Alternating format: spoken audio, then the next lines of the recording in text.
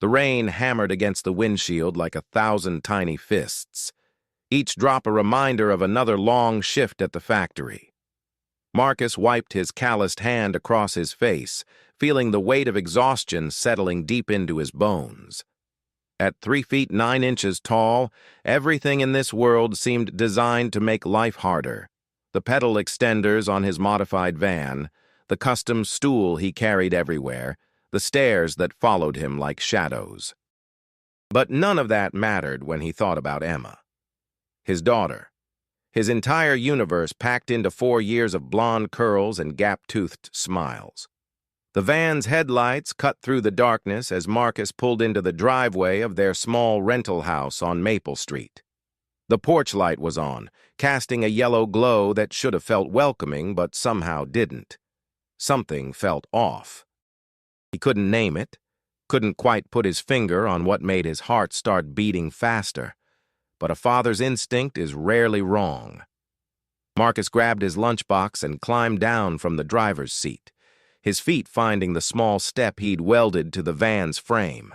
The front door was unlocked. He always locked it before leaving for his shift. Always. "Emma?" His voice echoed through the quiet house. "Baby girl? Daddy's home?" Silence. The living room was dark except for the television flickering with the end credits of some cartoon. Emma's favorite stuffed rabbit lay abandoned on the couch, one ear bent at an odd angle. Marcus's chest tightened. Emma never went anywhere without Mr. Hoppers. "Emma!" He called again, louder this time, moving through the house with growing urgency. That's when he heard it. A small, muffled sound coming from the bathroom. A whimper so quiet it barely registered over the hum of the refrigerator in the kitchen. Marcus's hands trembled as he pushed open the bathroom door. The sight that greeted him would be carved into his memory forever. Emma sat in the bathtub, fully clothed, her little arms wrapped around her knees. Her blonde hair had been chopped off in jagged, uneven chunks, some pieces barely an inch long, others hanging in sad, disconnected strands. Mascara and lipstick were smeared across her face like a grotesque mask. Her princess dress, the one she'd begged for at the thrift store, the one that made her feel like royalty, was splattered with what looked like paint and mud. But it was her eyes that broke him. Those beautiful blue eyes that used to sparkle with joy now looked hollow, distant, like something inside her had been extinguished. "Oh, baby."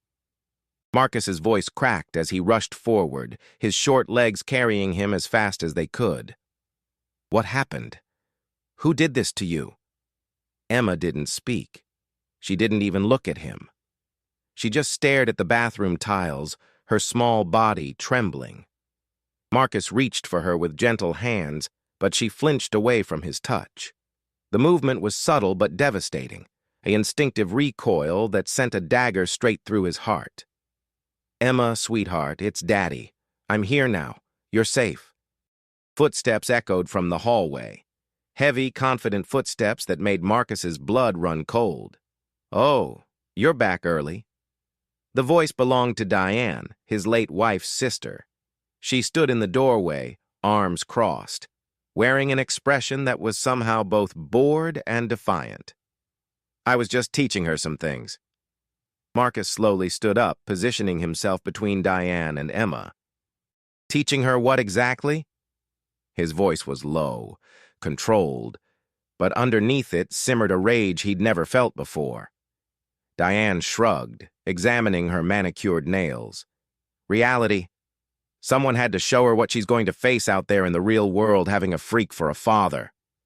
The word hit Marcus like a physical blow, but he didn't move. Couldn't move. He'd heard that word his entire life, from kids on the playground, from strangers in grocery stores, from his own father who'd called him a disappointment before walking out when Marcus was 6. But hearing it now, in his own home, in front of his daughter, unlocked something primal inside him. "I cut her hair because you let it grow too long, like she's some kind of doll," Diane continued, her tone casual, as if she were discussing the weather. "Put makeup on her so she could see how ridiculous she looks trying to be pretty." And the dress? Well, princesses don't have dwarf fathers, do they? I told her that. Told her all the kids at school are going to laugh at her when they meet you. That she'll never be normal because of what you are. Marcus's hands clenched into fists at his sides. Every muscle in his body screamed to lash out, to make her feel a fraction of the pain she'd inflicted on his daughter. But he wouldn't. He couldn't. Violence wasn't who he was, no matter how much he wanted to erase the smug look from Diane's face. Get out. His voice was steady now, cold as winter steel. Get out of my house. Diane laughed, a sharp, bitter sound. Your house? This dump? You can barely afford rent, Marcus. Sarah left you everything in that life insurance policy because she felt sorry for you, but let's be honest. You can't take care of that little girl. You can barely take care of yourself. I'm doing you a favor, showing Emma the truth before she gets her hopes up about having a normal life. I said get out. Sarah would be ashamed of what you've let Emma become. A little girl growing up without knowing her place in the world, without understanding that she's going to be mocked and ridiculed because of you. Something in Marcus's expression must have finally registered, because Diane took a step back. Perhaps she saw the years of pain and perseverance in his eyes, the steel forged from a lifetime of proving people wrong. Perhaps she finally recognized that she'd crossed a line that couldn't be uncrossed. You're going to regret this, she said, but her voice wavered slightly. I'm calling child services. They'll see what I saw. A little girl living in poverty with a father who can't properly care for her. We'll see who Emma ends up with. She grabbed her purse from the hallway table and stormed out, slamming the door so hard the whole house shook. Marcus stood there for a moment, his chest heaving, trying to process what had just happened. Then he heard it again, that small, broken whimper from the bathtub. He turned back to Emma, his heart shattering into a million pieces. She was crying now, silent tears streaming down her paint-smudged cheeks, her tiny shoulders shaking with each sob. Baby girl, Marcus whispered, slowly approaching her like she was a wounded bird. Can Daddy come closer? Emma nodded, just barely, and Marcus climbed into the bathtub beside her, his short stature allowing him to fit in the small space.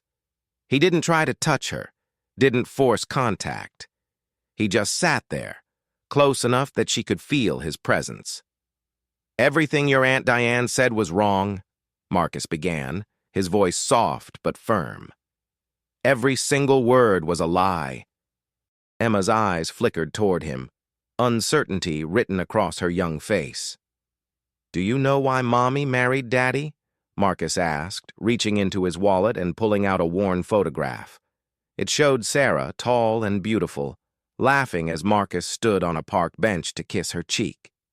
It wasn't because she felt sorry for me. It was because we loved each other. Real love, Emma. The kind that doesn't care about how tall someone is or what they look like. He pointed to Emma in the photo, just a baby in Sarah's arms. And do you know what Mommy said when you were born? She said, Marcus, we made a miracle. Not because you were perfect or beautiful or normal, but because you were ours. Because you were full of love and life and possibility. Emma's lower lip trembled. But Aunt Diane said, she said everyone will laugh at me because you're my daddy. Marcus felt his heart crack open, but he pushed forward. Some people might laugh, sweetheart. Some people might stare or say mean things. And I'm not going to lie to you. That's going to hurt sometimes. It hurts Daddy, too.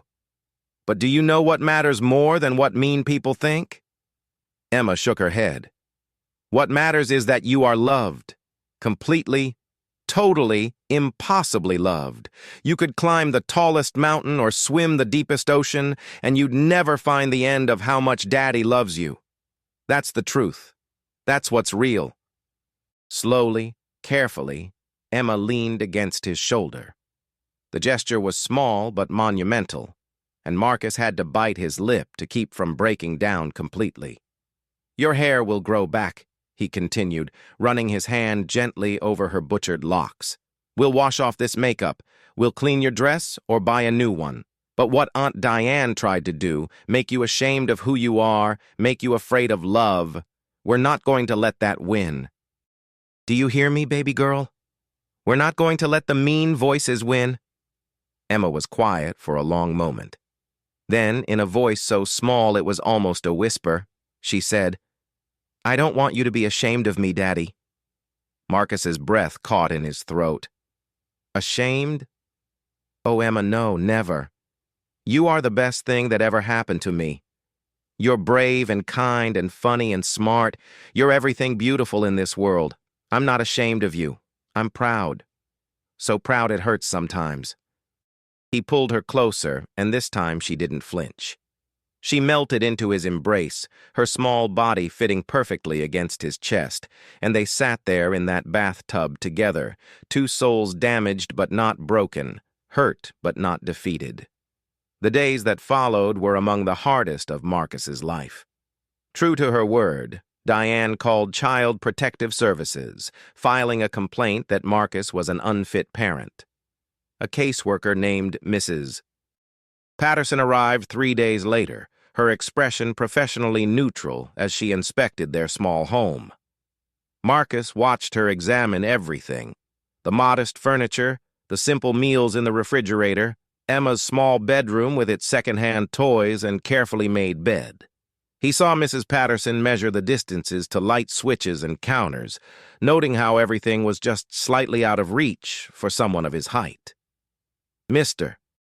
Hayes," she began, sitting across from him at the kitchen table while Emma played in her room. "I've reviewed the complaint filed by Ms. Diane Foster.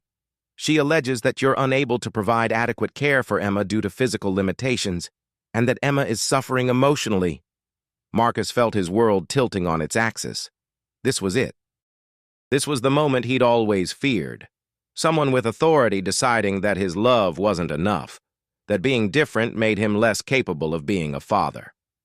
"I work full-time at Morrison Manufacturing," Marcus said, his voice steady despite the terror coursing through his veins. "I've never missed a shift unless Emma was sick. We have food, shelter, clothing. Emma goes to her pediatrician regularly. She's up to date on all her vaccinations. Her teacher says she's doing well in pre-K." "Mrs." Patterson nodded, making notes. "I can see that you've provided for her material needs, but Ms. Foster claims that Emma experienced a traumatic incident while in her care, and that you've been hostile and threatening." "Traumatic incident?" Marcus's voice rose slightly. "Did she tell you what she did? Did she tell you that she cut my daughter's hair to humiliate her? That she smeared makeup on her face while telling her she was ugly? That she destroyed Emma's favorite dress while explaining that Emma would never be normal because of me?" For the first time, Mrs. Patterson's professional mask slipped slightly. She mentioned an educational discussion about realistic expectations. "Educational?" Marcus stood up, pacing the small kitchen. "She emotionally abused my daughter. She tried to make Emma ashamed of me, ashamed of herself, and when I told her to leave my home, she threatened to take Emma away." Mrs. Patterson was quiet for a moment, studying Marcus with eyes that had seen too much suffering, too many broken families. "Mr. Hayes, may I speak to Emma alone?" Marcus wanted to say no. Every instinct screamed at him to protect his daughter from more scrutiny, more judgment. But he also knew that hiding wouldn't help. "Of course." He left the kitchen and stood in the hallway, his ear pressed against the door, his heart hammering against his ribs. "Hi, Emma," he heard Mrs. Patterson say gently. "My name is Carol. I just want to ask you a few questions. Is that okay?" "Okay," Emma's small voice replied. "Do you like living here with your daddy?" "Yes." "Does your daddy take good care of you?" "Uh-huh. He makes me breakfast and reads me stories and helps me brush my teeth. And he always kisses me goodnight." "That sounds nice. Can you tell me about what happened with your Aunt Diane?" There was a long pause. Marcus pressed his ear harder against the door, his pulse racing. "She was mean," Emma finally said, her voice wavering. "She said Daddy was a freak. She said I would never be a real princess because princesses don't have daddies like mine. She cut my hair and made me look ugly and said everyone would laugh at me. That must have been very scary. It was. But then Daddy came home and he sat with me in the bathtub and told me I was loved. He said mean people's words don't matter as much as love, and he held me and I wasn't scared anymore. Marcus had to cover his mouth to stifle a sob. One more question, Emma. If you could choose, would you want to keep living with your daddy? Yes, Emma's voice was suddenly strong, certain. Daddy's the best daddy in the whole world. I don't care if he's different. He's mine. When Mrs. Patterson emerged from the kitchen 20 minutes later, her eyes were slightly red. She looked at Marcus with an expression he couldn't quite read. Mr. Hayes, I'm going to be honest with you. When I received this case, I had concerns. The system is designed to identify risk factors, and sometimes those factors include things like physical disabilities or non-traditional family structures. But after speaking with Emma, after seeing your home, after reviewing your records, I don't see a child at risk. I see a child who is deeply loved. Marcus felt his knees go weak. So, I'm going to recommend that this case be closed with no further action. What Ms. Foster did constitutes emotional abuse, and I'll be documenting that in my report. If she attempts to file another complaint, it will be viewed in light of this incident. The relief that washed over Marcus was so intense he had to sit down. Thank you. Thank you so much. Mrs. Patterson smiled sadly. Mr. Hayes, I've been doing this job for 15 years. I've seen children in mansions who are starving for love, and children in apartments smaller than this who are rich beyond measure. Love isn't about the size of your house or your bank account or your height. It's about showing up day after day and fighting for the people who matter most. That's what you do. Emma's a lucky little girl. After Mrs. Patterson left, Marcus scooped Emma into his arms and spun her around the living room, both of them laughing through their tears. They were safe. They were together. That's all that mattered. But the damage from Diane's cruelty lingered in ways Marcus couldn't fully understand at first. Emma started having nightmares, waking up crying about monsters who told her she was ugly. She became anxious about going to school, worried that other kids would see Marcus and make fun of her. The confident, joyful little girl who had once danced through the house singing Disney songs became quiet and withdrawn. Marcus knew he needed help, but therapy was expensive and his insurance barely covered the basics. So he did what he'd always done when faced with obstacles. He got creative. Every morning before work, Marcus started a new ritual. He would sit with Emma at the breakfast table, and they would each say 3 things they were grateful for. At first, Emma struggled. I'm grateful for pancakes, she said uncertainly the first morning. That's a good start, Marcus encouraged. What else? Mr. Hoppers? Excellent. One more. Emma looked at him with those big blue eyes still carrying shadows of hurt. You, Daddy. Marcus felt his throat tighten. And I'm grateful for you, baby girl, every single day. They kept up the ritual, and slowly, gradually, Marcus noticed small changes. Emma started smiling more. She began asking questions about his day at work. She started dancing again, tentative at first, then with growing confidence. One evening, about 6 weeks after the incident, Emma came running into the living room while Marcus was paying bills at the kitchen table.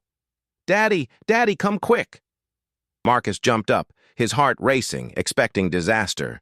But Emma was smiling, actually smiling, as she dragged him to the bathroom. Look, she pointed at the mirror. Her hair had grown out slightly, the jagged chunks evening out into a choppy but adorable style.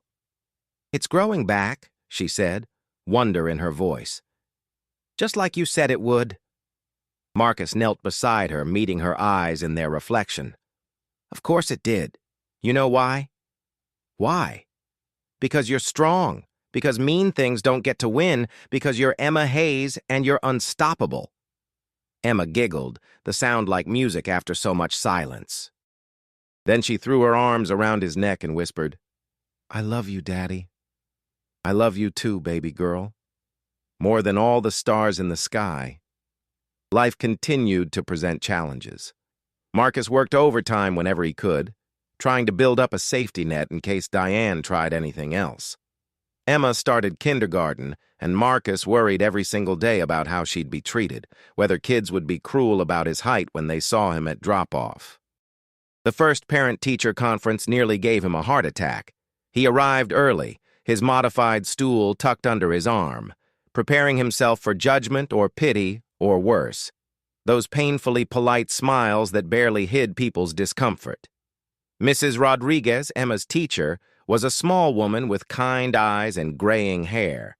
She shook Marcus's hand warmly and gestured for him to sit. "Mr. Hayes, I wanted to meet with you because Emma is exceptional." Marcus blinked.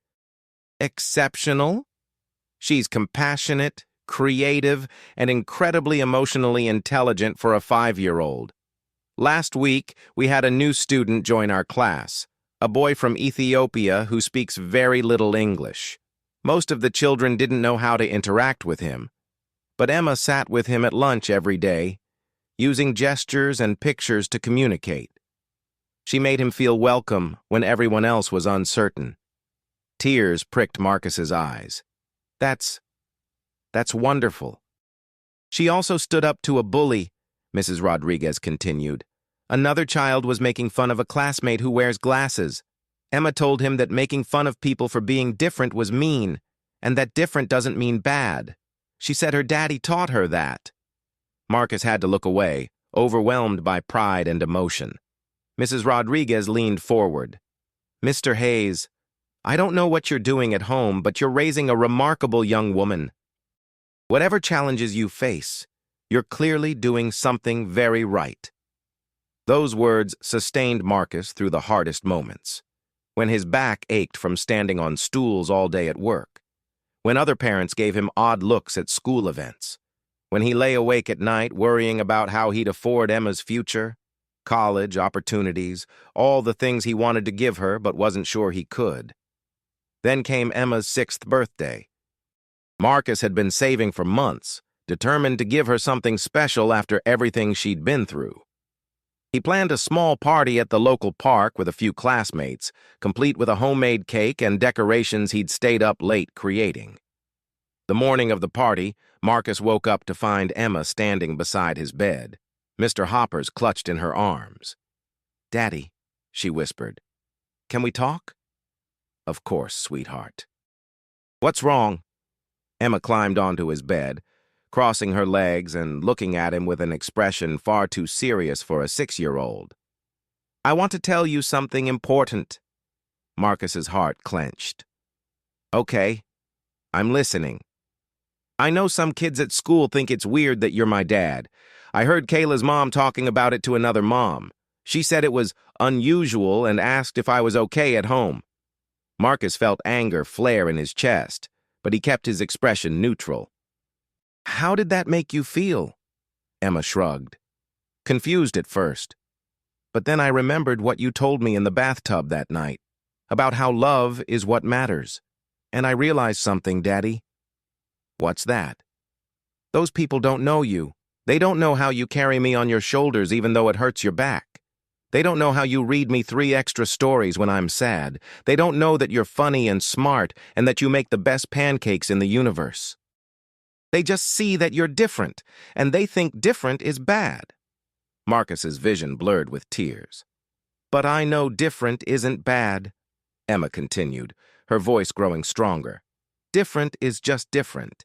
And you're the best different in the whole world, so if people want to think it's weird or unusual that you're my dad, that's their problem, because I wouldn't trade you for any other daddy ever, not even if they were 7 feet tall." Marcus pulled her into his arms, holding her like she was the most precious thing in existence, which she was. "When did you get so wise?" he whispered. "I learned from the best," Emma said simply. The party that afternoon was more beautiful than Marcus could have imagined.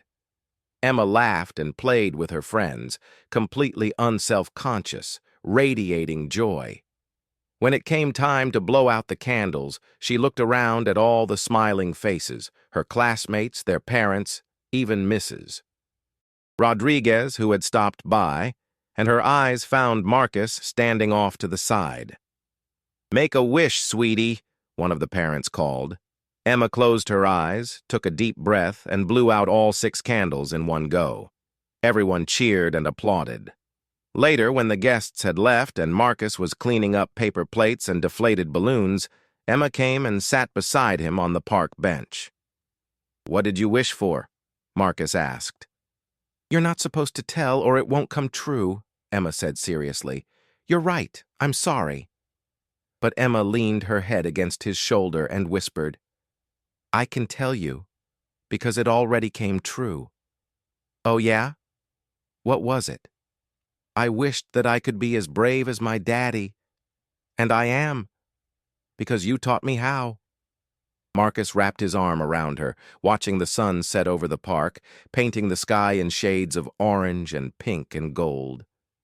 He thought about all the pain they'd endured, all the obstacles they'd overcome. He thought about Diane's cruel words and Mrs. Patterson's investigation and the countless moments of doubt and fear. But more than that, he thought about this moment right here, his daughter beside him, whole and healthy and full of love. A little girl who had learned that being different wasn't something to hide, but something to embrace. Who understood that real strength came not from physical stature, but from the size of one's heart. "You know what, baby girl?" Marcus said softly. "What?" "I think you're braver than I ever was. You took something that could have broken you and turned it into something beautiful. You took hurt and transformed it into compassion. That's not something I taught you. That's who you are." Emma looked up at him, her blue eyes reflecting the sunset. "We're a team, Daddy. You and me against the world." "You and me against the world," Marcus echoed. Years later, when Emma graduated high school at the top of her class, Marcus sat in the audience surrounded by other proud parents. Emma had grown into a remarkable young woman, confident, compassionate, and unstoppably determined. She'd been accepted to college with a full scholarship, planning to study social work to help other children who'd faced trauma and adversity. When she walked across that stage to receive her diploma, she paused at the microphone. The principal looked confused.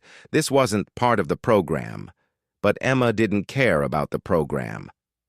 "I need to say something," she announced, her voice clear and strong. "I want to thank someone who taught me the most important lessons I've ever learned. Not from a textbook or a classroom, but from living with courage every single day." Marcus felt every eye in the auditorium turned toward him. "My dad is different," Emma continued. "He's always been different. And when I was little, someone tried to make me believe that different was something to be ashamed of. But my dad showed me that different is beautiful. He showed me that love isn't measured in inches or dollars, or what society thinks is normal. Love is measured in sacrifice and presence, and the choice to keep showing up even when the world makes it hard." She looked directly at Marcus, tears streaming down her face. "Dad, you are my hero. Not because you're perfect, but because you're real. Because you taught me that our worth isn't determined by other people's judgment, but by how much love we give and how bravely we live. I wouldn't be standing here without you. I wouldn't be who I am without you. Thank you for being exactly who you are." The auditorium erupted in applause. Marcus sat there completely overwhelmed as his daughter, his beautiful, brilliant, brave daughter, smiled at him through her tears. After the ceremony, as they took photos with Emma in her cap and gown, a woman approached them. She was tall and well-dressed, and Marcus braced himself for whatever comment was coming. "Excuse me," the woman said.